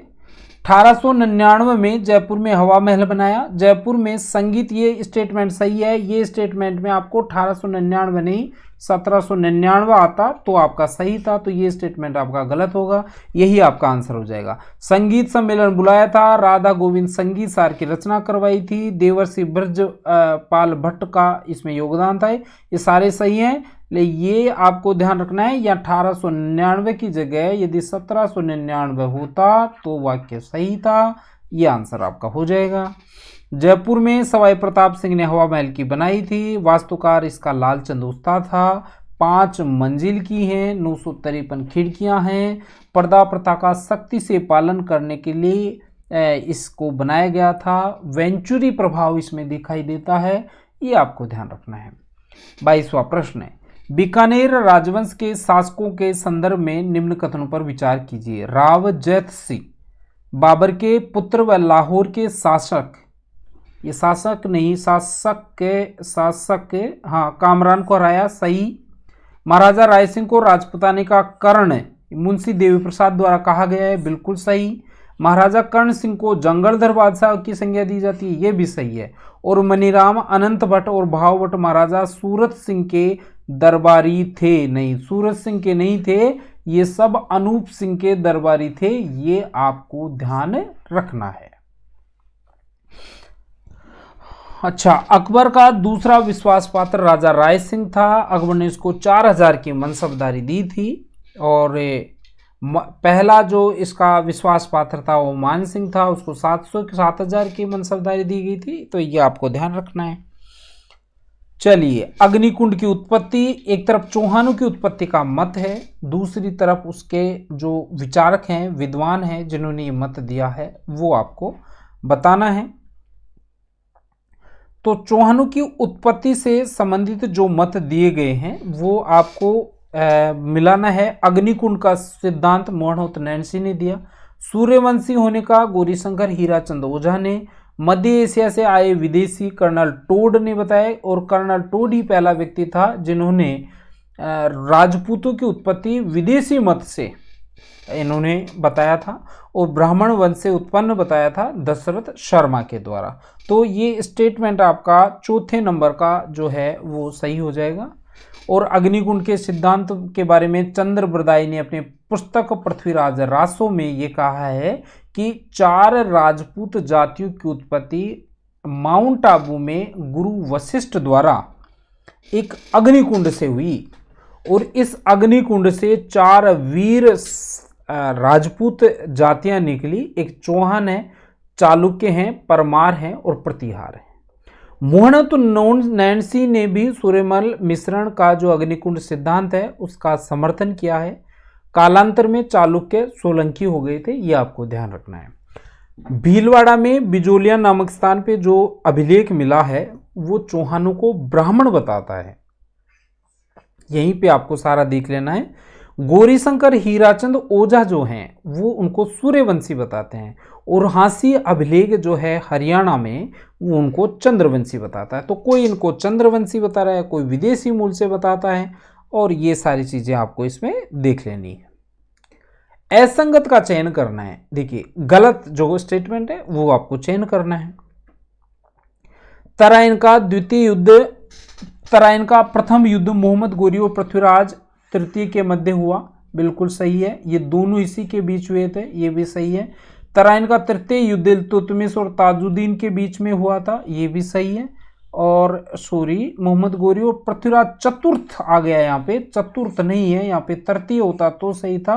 तो ये आपका आंसर हो जाएगा 2, क्योंकि तराइन का प्रथम युद्ध 1191 और 1192 का जो द्वितीय युद्ध था पृथ्वीराज चौहान तृतीय, राय पिथौरा और मोहम्मद गोरी के बीच ही हुआ था, तो यहाँ चतुर्थ आ गया, इसलिए गलत था। तराइन का प्रथम युद्ध, जिसको तरावड़ी का युद्ध भी कहा जाता है, 1191 और 1192 में एक श्रृंखला थी, इसमें युद्ध हुआ था। तराइन का द्वितीय युद्ध पृथ्वीराज चौहान और राजकुमारी संयोगिता के हरण के बाद में कन्नौज से ले जाना, जयचंद से दुश्मनी, ये सारा जो है प्रभाव इसमें दिखता है। और आपको इसमें जो PDF मिलेगी उसमें ये सारी चीज़ें आप देख सकते हैं। कहाँ पे किस प्रश्न का किस प्रकार जो है आपको पढ़ना है, इतिहास पे आपको विशेष फोकस रखना है। मैंने पहले भी आपको बताया था 100 में से 150 में से 30 प्रश्न, 30 नंबर का जो मैटर है, 15 प्रश्न, 75 में से 15 प्रश्न है। लगभग 20% जो कंटेंट है वो आपको इतिहास से पूछा जाएगा, 20% जो कंटेंट है वो आपको स्कूल मैनेजमेंट से पूछा जाएगा, 10% कंटेंट आपका जो है वो करंट से पूछा जाएगा। अर्थात आपका जो है 100 में से 50 प्रश्न, अर्थात 75 का 50% तो केवल 3 विषय में से ही पूछ लिया जाएगा। इसलिए इतिहास, स्कूल मैनेजमेंट और जो करंट है उसके बारे में आपको विशेष रूप से ध्यान देना है। राजस्थान में मराठा तथा पिंडारियों के संदर्भ में निम्न कथनों पर विचार कीजिए। राजस्थान में सर्वप्रथम मराठों का प्रवेश बूंदी रियासत में 1734 में राव बुद्ध सिंह की कछवाही रानी और अमर कुंवरी के नियंत्रण पे हुआ था, बिल्कुल सही है। अप्रैल 1734 में अमरी कुंवरी ने मल्हार राव होलकर और राणोजी सिंधिया को दक्षिणी भारत से अपने भाई जयसिंह, सवाई जयसिंह के विरुद्ध ये मराठों को आमंत्रित किया था। बाद में हुड़ा सम्मेलन भी हुआ था, इस किसी अन्य वीडियो में हम डिस्कस कर भी चुके हैं और आगे और भी कर लेंगे, इसमें ज़्यादा डेप्थ में जाएंगे नहीं। ये स्टेटमेंट बिल्कुल सही है। सवाई जयसिंह ने इस आक्रमण में कछवाही रानी अमर कुंवरी का साथ दिया था, ये स्टेटमेंट गलत है, क्योंकि अमरी कुंवरी इनकी बहन थी और इस बहन ने ही अपने भाई के विरुद्ध मराठा सरदार मल्हार राव होलकर, राणोजी सिंधिया से हेल्प ली थी। मराठों के भव्य आक्रमण से राजपूतानों को बचाने के लिए 17 जुलाई 34 को भीलवाड़ा के हुड़ा नामक स्थान पर एक सम्मेलन संग्राम सिंह द्वितीय की अध्यक्षता में आयोजित हुआ था। इसमें स्टेटमेंट एक ही सही है, क्योंकि संग्राम सिंह द्वितीय की अध्यक्षता में ये अधिवेशन होना तय था, लेकिन इनकी मृत्यु पहले ही हो गई थी। तो हुड़ा सम्मेलन के बारे में आपको इसमें थोड़ा सा और देख लेना है। 1734 की डेट आपको ध्यान रखना है। इसकी अध्यक्षता जो है वो आपको ध्यान रखना है मेवाड़ के संग्राम सिंह द्वितीय द्वारा की जानी थी, परंतु सम्मेलन से पूर्व इनकी मृत्यु हो गई थी, इसलिए जो अध्यक्ष बने थे वो जगत सिंह द्वितीय बने थे। तो सांगा द्वितीय बनने थे, सांगा द्वितीय, मृत्यु होने की वजह से जगत सिंह द्वितीय को इसका अध्यक्ष बनाया गया था। ये आपको ध्यान रखना है, कॉन्सेप्ट को अच्छे से ध्यान रखना है। 17 जुलाई की डेट ध्यान रखनी है। 17 जुलाई 1734 की डेट को आपका भीलवाड़ा के हुड़ा नामक स्थान पे ये सम्मेलन हुआ था। अपनी किस विजय के स्मारक स्वरूप अकबर ने फतेहपुर सीकरी में बुलंद दरवाजा बनाया था? ये अगला प्रश्न 26वां था। वो गुजरात विजय आपको ध्यान रखना है, फतेहपुर सीकरी में बनाया गया था। 1572 की बात है। खान ए आजम यहाँ का सूबेदार था। 1573 में दोबारा यहाँ पे आक्रमण किया गया था और द्वितीय बार का जो गुजरात अभियान था उसको ऐतिहासिक द्रुतगामी जो है अभियान कहा गया था।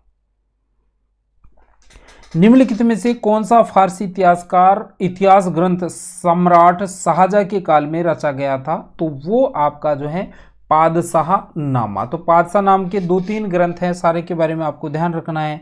देखिए, प्रथम ग्रंथ सम्राट शाहजहां के काल का फारसी इतिहास का ग्रंथ था पादशाह नामा। मोहम्मद अमीन कजवानी जो हैं उसके लेखक हैं।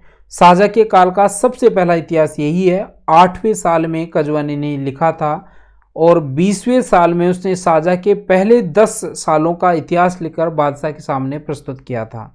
एक पादशाहनामा अब्दुल हामिद लाहौरी ने भी लिखा था और मुंतखब उल तवारीख अकबर के समय लिखा गया था। बदायूनी ने इस ग्रंथ को लिखा था और अकबर के समय एक मुल्ला दाऊद ने तारीख अल्फी लिखी थी, ये भी आपको ध्यान रखना है।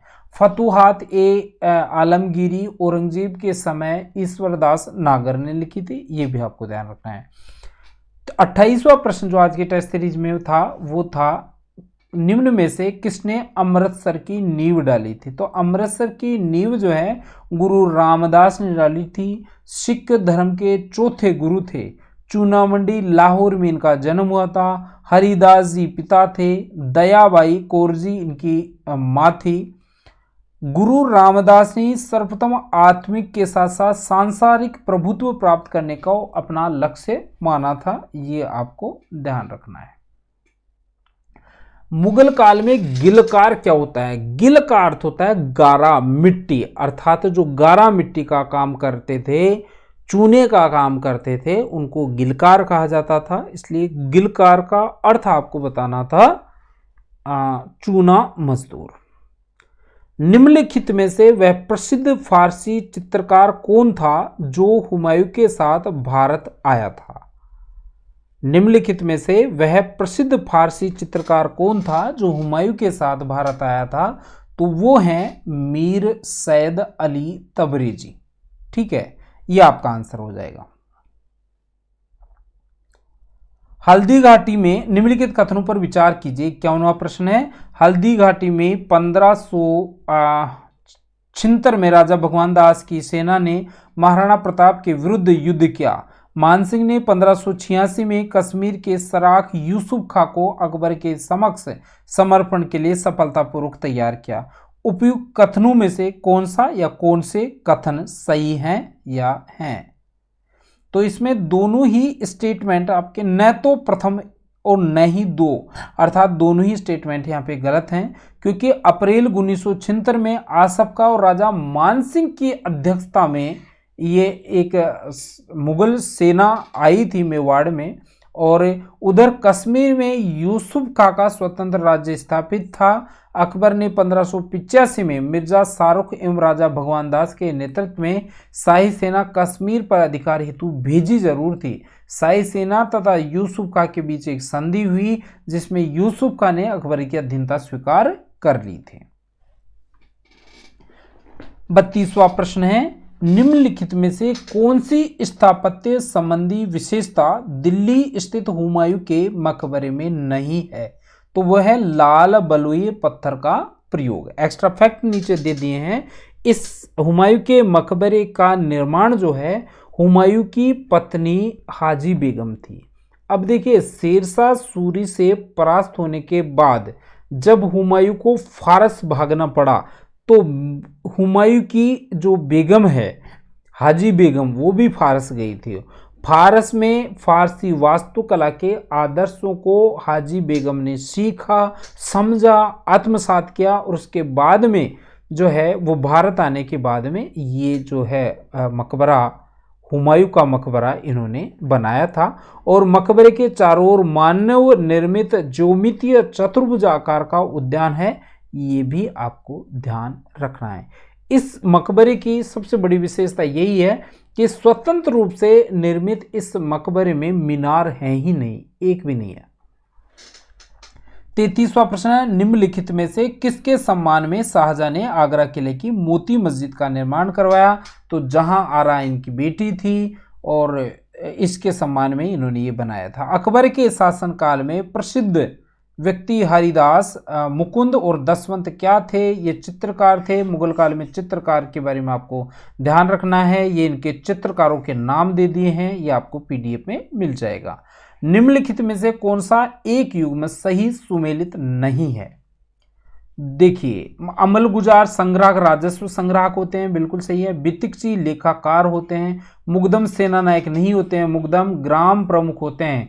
कानूनगो राजस्व अभिलेख संरक्षक हैं, ये भी सही है।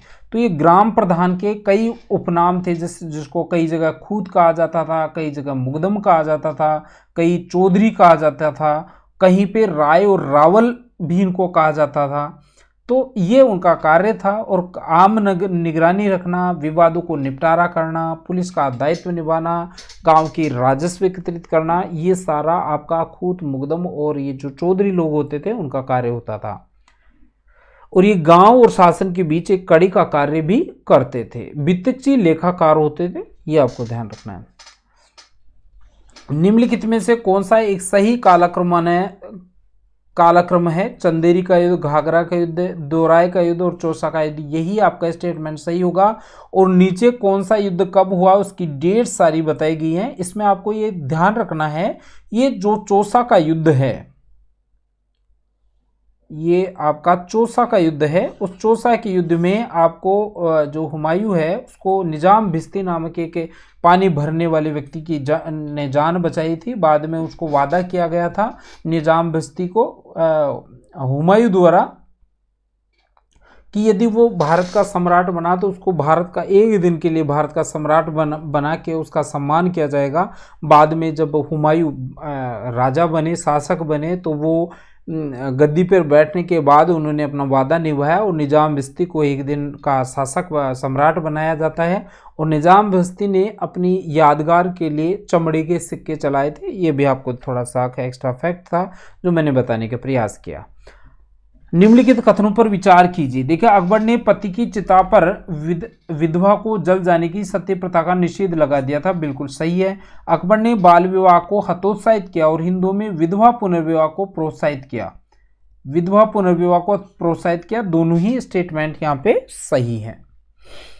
देखिए, ये जो आपके अकबर हैं उन्होंने एक तो बाल विवाह को हतोत्साहित किया था, अंतरजातीय विवाह को प्रोत्साहित किया था, कन्या वध को निरुत्साहित किया था, बहुविवाह पर प्रतिबंध लगाया था। लेकिन बहुविवाह पर प्रतिबंध लगाने की जो राजाज्ञा निकालनी चाहिए थी वो निकाल नहीं पाए थे। तो ये थोड़ा सा एक्स्ट्रा आपको ध्यान रखना है। राजस्थान के चहुमुखी विकास और यहाँ की समृद्ध सांस्कृतिक परंपराओं को उजागर करने के लिए एक प्रकाशक उपलब्ध है। इस प्रकाशक का नाम क्या है, उसकी आवृत्ति क्या है, उसका प्रकाशक क्या है? तो ये जो उसका सूचनाएं हैं वो आपको ध्यान रखनी है। ये राजस्थान सुजस्तो नाम पत्रिका का नाम है, 2 महीने में एक बार निकलती है। निदेशालय राजस्थान सरकार सूचना एवं जनसंपर्क मंत्रालय द्वारा ये प्रकाशित होती हैं।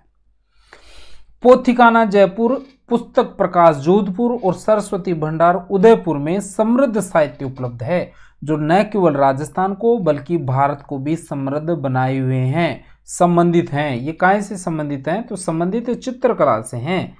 और ये ध्यान रखना है, पोथीखाना जो है 1952 में सवाई जय मानसिंह द्वितीय ने बनाया था।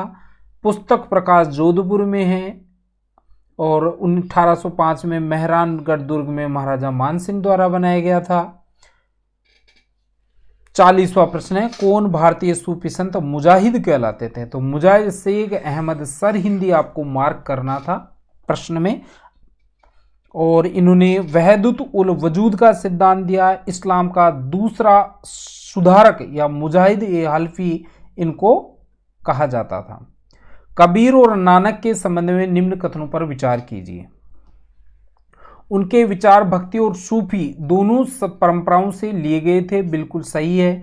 वे ग्रामीण जनता की भावनाओं की अभिव्यक्ति करते थे। उन्होंने हिंदू मुस्लिम एकता के लिए प्रभावशाली प्रयास किए। उनके अनुयायियों ने स्वतंत्र धार्मिक समाज स्थापित किए थे। तो ये चारों के चारों स्टेटमेंट आपके सही हैं। इसके कैसे क्या हैं वो आपको इसमें पीडीएफ में मिल जाएगा। इल्मे इलाही मोहम्मदी नामक रहस्यवादी सिद्धांत का प्रतिपादन किस सूफी संत द्वारा किया गया था? तो ख्वाजा मीर दर्द जो हैं, ख्वाजा मीर दर्द ने इस मोहम्मदी इल्मे इलाही मोहम्मदी नामक रहस्यवादी सिद्धांत का प्रतिपादन किया था। निम्नलिखित में से कौन द्वैत मत के समर्थक थे? तो मध्वाचार्य जो हैं वो द्वैत मत के समर्थक थे। आनंद तीर्थ और पूर्ण प्रज्ञ इनके उपनाम थे मध्वाचार्य के। और शंकराचार्य के अद्वैतवाद और रामानुजन के विशिष्ट अद्वैतवाद का इन्होंने खंडन किया था और द्वैतवाद का मत का प्रचार इन्होंने किया था। संत ज्ञानेश्वर महाराष्ट्र के थे और श्रीपंथ संत थे। राधा एवं कृष्ण की भक्ति को लोकप्रिय बनाने के लिए, राधा एवं कृष्ण की भक्ति को लोकप्रिय बनाने के लिए वैष्णव संत कौन थे? तो इनकी जो वैष्णव संत हैं चैतन्य। आंसर आपका चैतन्य होगा। चैतन्य बंगाल के थे। बंगाल के नादिया में इनका जन्म हुआ था और चैतन्य का ये विश्वास था कि मनुष्य प्रेम, भक्ति, नृत्य, संगीत द्वारा ईश्वर में लीन हो सकता है। अतः उन्होंने कीर्तन के माध्यम से राधा कृष्ण की भक्ति पर बल दिया था। इन्होंने रामानुजनाचार्य ने दक्षिणी भारत में वैष्णव धर्म का प्रचार किया था और विशिष्ट द्वैतवाद का प्रतिपादन किया। यमुनाचार्य भी दक्षिण के भारत के संत थे और कुलशेखर की गिनती आलवार संतों में की जाती है जो कि केरल के राजा थे। निम्नलिखित में से किसने कभी संन्यास ग्रहण नहीं किया? तो आपका वल्लभाचार्य इसमें आंसर हो जाएगा। सफीनत उल औलिया का लेखक कौन है? सफीनत उल औलिया के लेखक आपके दारा सिको हैं। दारा सिको आपके औरंगजेब के ज्येष्ठ पुत्र थे, ये आपको ध्यान रखना है। सफीनत उल औलिया की रचना दारा सिको ने की थी। दारा सिको ने सकीनत उल औलिया और हसनात आरिफीन और तरीकत उल हकीकत जैसे सूफी ग्रंथों की रचना की थी। सिख परंपरा के अनुसार निम्नलिखित में से किस सूफी संत को हर मंदिर की स्थापना का श्रेय दिया जाता है? तो जो सिख परंपरा में गुरु अर्जुन देव के समय तक हर मंदिर की नींव जो है गुरु मियाँ मीर द्वारा ही रखी गई थी, ये आपको ध्यान रखना है। तो जहां भी नींव की बात पूछे तो आपको मियाँ मीर के बारे में बताना है। बिजोलिया के किसानों में जागृति के लिए मित्र मंडल बिजोलिया नामक संगठन की स्थापना किसने की थी? तो मित्र मंडल नामक जो संगठन था साधु सीताराम दास ने इसकी स्थापना की थी। बिजोलिया ठिकाने के बारे में आपको बहुत अच्छे से पढ़ के जाना है। बिजोलिया ठिकाने की स्थापना अशोक परमार ने की थी। खानवा युद्ध में राणा सांगा द्वारा जो है उनकी सहायता की गई थी। इस वजह राणा सांगा ने ये आपका ऊपर माल की जागीर अशोक परमार को दी गई थी। बिजोलिया का एक बार प्राचीन नाम पूछ लिया गया था किसी परीक्षा में, तो विजयवल्ली बिजोलिया का प्राचीन नाम था, ये आपको ध्यान रखना है। और राजस्थान में सबसे पहला जो संगठित आंदोलन था, किसान आंदोलन था, वो बिजोलिया किसान आंदोलन था। 1897 से लेके 1941 तक, ये बहुत लंबे समय तक, लगभग 41, 42, 44 साल तक ये जो है आंदोलन चलता है और राजस्थान का सबसे बड़ा आंदोलन था। होता क्या है कि जो बिजोलिया के ठिकानेदार हैं राव कृष्ण सिंह के बारे में आपको ध्यान रखना है। इनके विरुद्ध जो है गिरधारीपुरा नाम का एक भीलवाड़ा में एक गांव है गिरधारीपुरा, तो गिरधारीपुरा का जो गांव है वहां पे एक जो है मृत्यु भोज है। मृत्यु भोज में नानजी और ठाकरी जी पटेल ने कृष्ण सिंह की शिकायत लेकर महाराणा फतेह सिंह जी हैं उनके पास में गए थे। इसलिए इस आंदोलन का आरंभ में नेतृत्व जो प्रदान किया गया था साधु सीताराम दास ने किया था। इस साधु सीताराम दास को बिजोलिया के जनक कहा जाता है।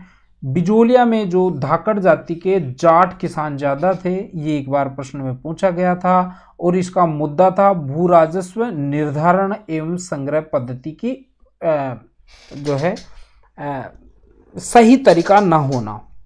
1900 ये कृष्ण सिंह जो हैं उन्होंने 84 प्रकार के लाग बाग लगा रखे थे। 1903 में बिजोलिया की जनता ने राव कृष्ण सिंह द्वारा जो चंवरी लगाया गया था 5 रुपए लगाया जाता था। ये चंवरी कर था लड़की की शादी पर के समय एक टैक्स लिया जाता था ठिकानेदार द्वारा, उसको चंवरी कहा जाता था। कृष्ण सिंह ने चंवरी लगा दी और फिर बिजोलिया में जब पृथ्वी सिंह आए तो उन्होंने तलवार बंधाई नाम का एक नया कर आरोपित कर दिया। तो जो किसान हैं बड़े शुद्ध होते हैं और फिर बाद में ये सारा घटनाक्रम होता है। ये सारी डिटेल्स इसमें मैंने बता दी है। फिलहाल आपको ये ध्यान रखना है कि एक बार किसी पुस्तक परीक्षा में ये पूछा गया था कि व्हाट आर द इंडियंस नामक पुस्तक किसकी है, तो आपको विजय सिंह पथिक इसमें आंसर बताना है। बिजोलिया कृषक आंदोलन प्रारंभ हुआ था, ये प्रारंभ नहीं है, प्रारंभ है, आपको इस टाइपिंग मिस्टेक है। प्रारंभ कब हुआ था, तो 1897 में हुआ था, ये सवाई कृष्ण सिंह के समय, ये आपको ध्यान रखना है। मृत्यु भोज का अवसर था, गिरधारीपुरा भीलवाड़ा में जो है नानजी पटेल और ठाकरी पटेल ने कृष्ण सिंह की शिकायत लेके फतेह सिंह के पास गए थे। साधु सीताराम दास ने सबसे पहले नेतृत्व किया था, बिजोलिया का जनक कहा जाता है इसको। तलवार बधाई का अभी मैंने बताया था, कृष्ण सिंह के समय जो ये था, नए जागीरदार की गद्दी निशी के समय उत्तराधिकार के रूप में राज्य द्वारा जो टैक्स लिया जाता था उसको तलवार बंधाई कहा जाता था। तो पृथ्वी सिंह ने तलवार बंधाई शुरू किया था। कृष्ण सिंह ने 5 रुपए चंवरी कर जो लड़की की शादी के अवसर पर लगाया जाता था। 84 प्रकार की लागबागी पहले थी, फिर इसके बाद में कृष्ण सिंह ने आपकी वो चंवरी कर लगा दिया। पृथ्वीराज सिंह बैठे तो तलवार बंधाई नाम का उत्तराधिकारी कर लगा दिया। तो इस प्रकार सारी स्थिति खराब होती है और फिर मामला जमीन तक आता है, पड़त रखी जाती है भूमि पर, बहुत सारे मामला होते हैं। 1857 की क्रांति में नसीराबाद छावनी में विद्रोह भड़कने का प्रमुख कारण क्या था, तो नसीराबाद की जो प्रमुख जो थी 15वीं बंगाल नेटिव इन्फेंट्री नसीराबाद भेजना और सैनिक तैयारियां करना, ये उसका प्रमुख कारण था। मैंने आपको जब 1857 की क्रांति बताई थी उस समय मैंने स्पष्ट रूप से बताया था कि 15वीं नेटिव इन्फेंट्री के साथ जब अविश्वास की बात की जाती है तो वो विद्रोह कर उठते हैं। बाद में बंगाल की जो 30वीं नेटिव इन्फेंट्री भी उनसे मिलते हैं, न्यूबरी की हत्या कर दी जाती है और इस प्रकार का सारा घटनाक्रम हो जाता है। 1857 की क्रांति में अंग्रेजों और जोधपुर की संयुक्त सेना को पराजित किया था। तो अव्वा के ठाकुर कुशाल सिंह के बारे में मैंने आपको बताया था, पूरा वीडियो इस पे डिस्कस किया था आपने। यहाँ पे आपको 2 युद्धों के बारे में जरूर ध्यान रखना है। एक तो आपका भिथोड़ा का युद्ध 18 सितंबर और एक 8 सितंबर और 1857 भिथोड़ा का युद्ध और ये काले गोरे का युद्ध था, वो आपको थोड़ा सा ध्यान रखना है। जिसको चेलावास का युद्ध भी कहा जाता है, मैकमेसन की गर्दन को काट कर उसके किले पे लगा दिया जाता है। ये सारा मेजर टेलर आयोग का गठन किया जाता है अव्वा के कुशाल सिंह ठाकुर के विरुद्ध आंदोलन जो है उसकी जांच करने के लिए। मेजर टेलर आयोग जो है वो बाद में उसको निर्दोष मानती है। और 1857 की क्रांति की जो देवी है सुगली माता, उसके बारे में भी आपको थोड़ा सा मैंने पहले बता दिया था, ये थोड़ा सा इसमें डाल दिया है। रूप कंवर नामक महिला किस घटना से संबंधित है, तो रूप कंवर महिला आपके सती प्रथा से संबंधित थी। सीकर का मामला था, दिवराला गांव था, 4 सितंबर 1887 की बात है। बीमारी के कारण जो है माल सिंह नामक एक व्यक्ति हैं जिनकी पत्नी है रूप कंवर, 18 वर्ष की उम्र थी। 3 सितंबर को माल सिंह के अचानक पेट में दर्द होता है, 4 सितंबर को मृत्यु हो जाती है। और बाद में ये बाल सिंह इनके पिता थे रूप कंवर के। तो इन बच्चों में सबसे छोटी रूप कंवर थी, 18 साल की थी। 8 महीने पहले ही जनवरी में उनकी शादी हुई थी। बाद में ऐसा माना गया कि रूप कंवर ने अपनी मर्जी से सती हुई, ऐसा वहाँ के स्थानीय लोग कहते हैं। लेकिन बाद में जांच में पता चला कि उनको प्रोत्साहित किया गया था इस काम के लिए। और बाद में हरदीप जोशी सरकार में ये मामला बहुत तूल पकड़ा था, क्योंकि उस समय 16 सितंबर को जब वहाँ पे चुनरी महोत्सव उत्पन्न मनाया गया तो लाखों लोग वहाँ पे एकत्रित हो गए थे। और 1829 में जब ब्रिटिश सरकार द्वारा इस प्रथा को समाप्त कर दिया था, उसके बाद भी इस प्रकार की घटनाएं होती हैं तो ये बहुत ज़्यादा चर्चित होता है। और 16 सितंबर 1987 को राजपूत समाज ने रूप कंवर की 13वीं के दिन जो चुनरी उत्सव मनाया गया, उसके विरुद्ध काफ़ी लोगों के बीच याचिका दायर की गई, कोर्ट में मामला पहुंचा और बहुत सारी जो है घटनाक्रम इसमें होता है। 54वां प्रश्न है, निम्न पंक्ति किसके लिए प्रसिद्ध है? चूड़ावत मांगे सेनानी सर काट दियो शतरानी। तो आपका सहल कंवर के बारे में मैंने बताया था आपको, हाड़ा शासक की पुत्री थी और जो है रतन सिंह के साथ उसकी शादी हुई थी। और जब चारुमती और राज सिंह का प्रकरण और औरंगजेब का डोला आने की बात मैंने बताई थी, उस समय जो है यहाँ पे निमंत्रण आता है रावल के नेतृत्व प्रदान करने के लिए रावल रतन सिंह के पास। और जब इनकी शादी हाल ही में हुई थी तो उस समय रतन सिंह ने अपनी पत्नी हाड़ी रानी से कुछ प्रतीक चिन्ह निशानी मांगने पे उन्होंने अपना सर गर्दन से काट के दे दिया था। ये सारा घटनाक्रम आपको बताना था। अशोक के किस अभिलेख में घोषणा की गई कि सभी मनुष्य मेरी संतान की भांति है? तो प्रथम पृथक अभिलेख है, उसमें ये बताया गया था। ये आपको आंसर बताना है।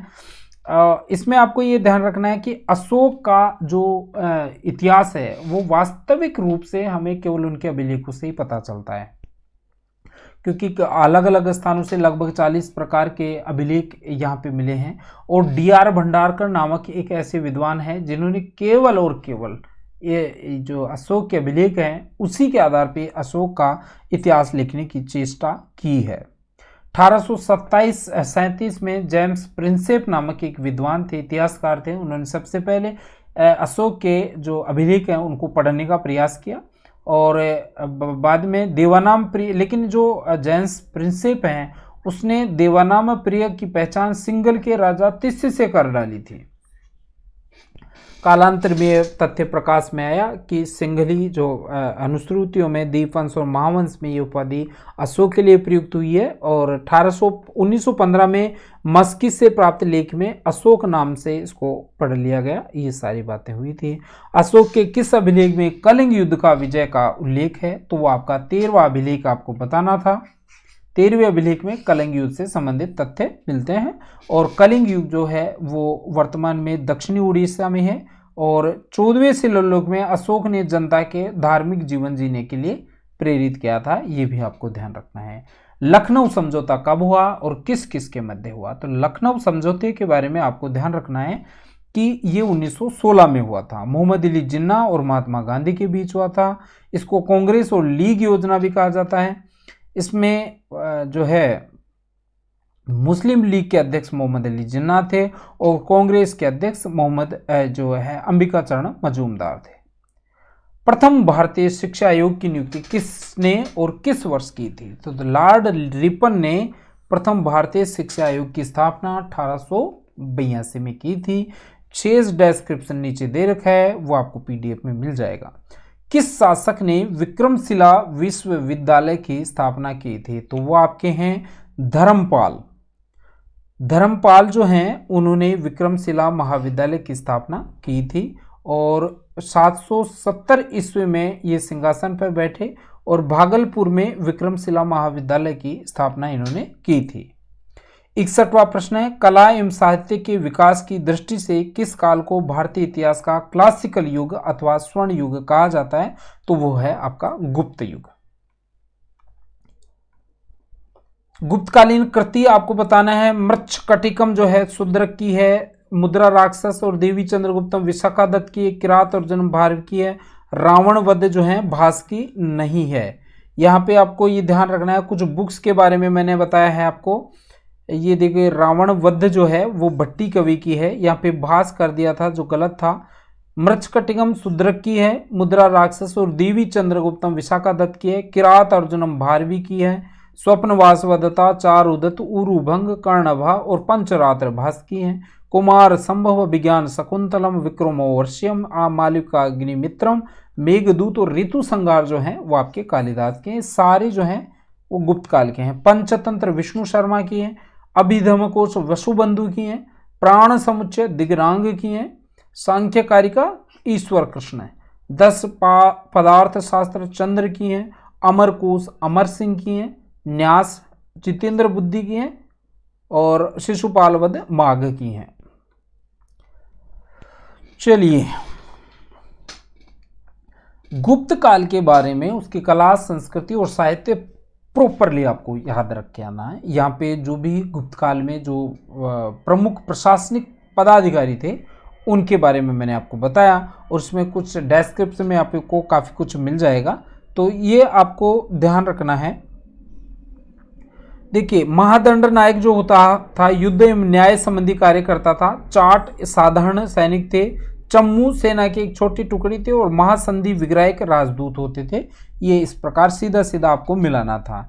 इसके बाद में जो है महाभंडागारी क्या होता था, महासेनापति क्या होता था, महाबलाधिकृत क्या होता था, महादंडपासिक चाट क्या थे, चम्मू क्या थे, महासंधि विग्रायक क्या थे, विनय स्थिति स्थापक क्या थे, ये सारी आपको पीडीएफ में मिल जाएगा। गोप के बारे में विशेष ध्यान रखना है। कई बार प्रश्न पूछा गया है कि गोप गांव की देखभाल करने वाला व्यक्ति था और कर्णिक जो है रजिस्ट्रार लेखक या लिपिक होता था।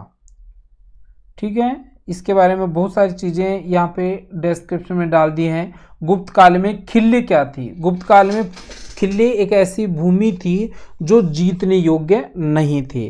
वास्तु भूमि निवास योग्य भूमि को कहते थे। क्षेत्र भूमि कृषि योग्य भूमि को कहा जाता था। पशुओं को चराने के लिए जिस भूमि का प्रयोग किया जाता था उसको चरागा भूमि बोलते थे गुप्त काल में। और खिल्ले भूमि ऐसी होती थी जो जीतने योग्य नहीं होते थे। अग्रहत गुप्त काल में जंगली भूमि को कहा जाता था। अग्रहत एक परीक्षा में पूछा गया था कि अग्रहत निम्न में से क्या है? जंगली भूमि, कृषि योग्य भूमि, दलदली भूमि, इस प्रकार के ऑप्शन उसमें थे। अजंता चित्रकारों कार्य के संदर्भ में असत्य कथन का चयन कीजिए। अजंता में 29 गुफाएं निर्मित हुई हैं जिसमें अब सिर्फ 6 का अस्तित्व बचा है। बची हुई गुफाओं की गुफा संख्या 16, 17 ही गुप्तकालीन है। गुफा संख्या 16 में उत्कीर्ण मरणासन राजकुमारी का चित्र विशेष रूप से प्रशंसनीय है और गुफा संख्या 27 का चित्र चित्रशाला के नाम से प्रसिद्ध है।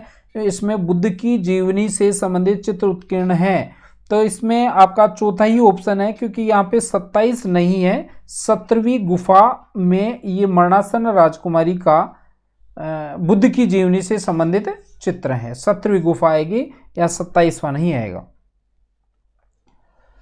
रामायण काल में विदेह के राजा जनक द्वारा बुलाई गई साहित्यिक महासभा में भाग लेने वाली प्रसिद्ध विदुषी कौन थी? तो आपकी गार्गी इसमें आंसर हो जाएगा।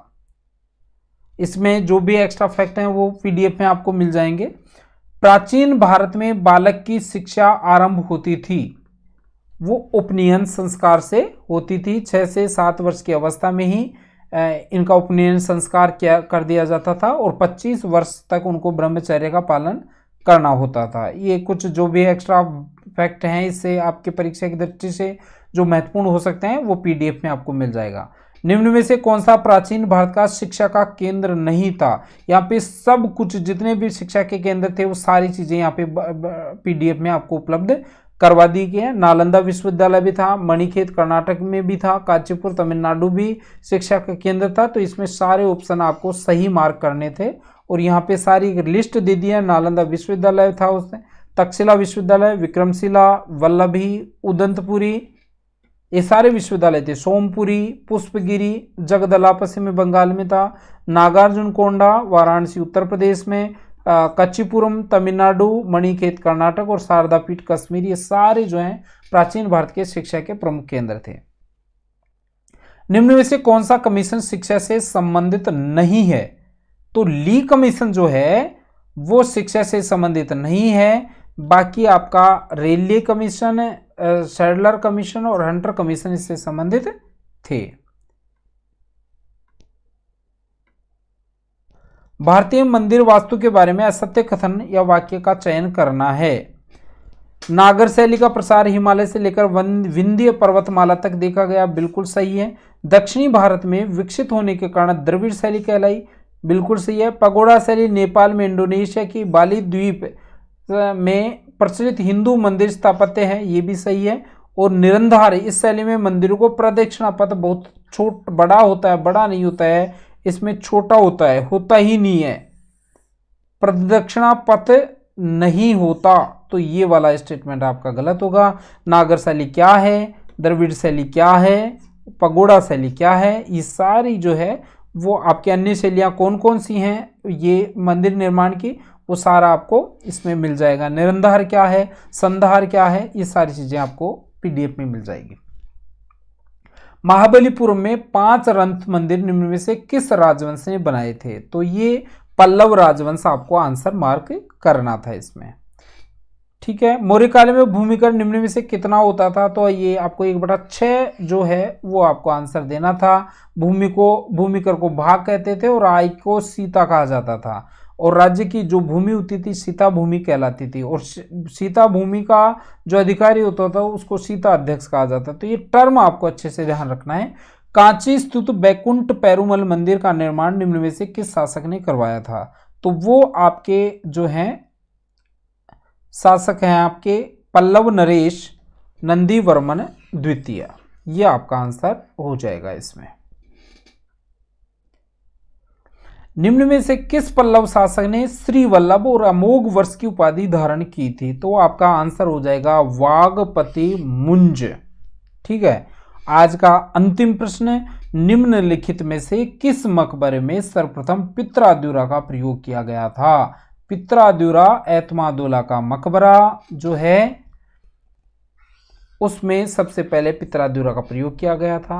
एतमादोला का मकबरा जो है आगरा में है, बनाया था नूरजहां बेगम। नूरजहां बेगम जहांगीर की पत्नी थी, और इस सफ़ेद संगमरमर से निर्मित एक इमारत है जिसमें भारतीय वास्तुकला की एक अच्छी छवि देखने को मिलती है। और पित्राद्युरा में क्या होते हैं, जो भी जेम्स होते हैं, जो भी बहुमूल्य पत्थर होते हैं, उनकी जड़ाई होती है और बहुत अच्छा ये दिखता है। अब साथियों आज का जो पेपर है वो लगभग कंप्लीट आपका एनालिसिस है। इसकी वीडियो की जो PDF है वो आपको मिल जाएगी हमारे ऐप पे, और आप परीक्षा ये टेस्ट देते रहें। इस प्रकार आप जब तक वैकेंसी नहीं आती तब तक आप टेस्ट सीरीज के माध्यम से आप पढ़ाई करते रहें और आप अपना कार्य जो है सुचारू रूप से चलते रहें। मिलते हैं अगले टेस्ट के वीडियो एनालिसिस के साथ, तब तक के लिए अलविदा, धन्यवाद।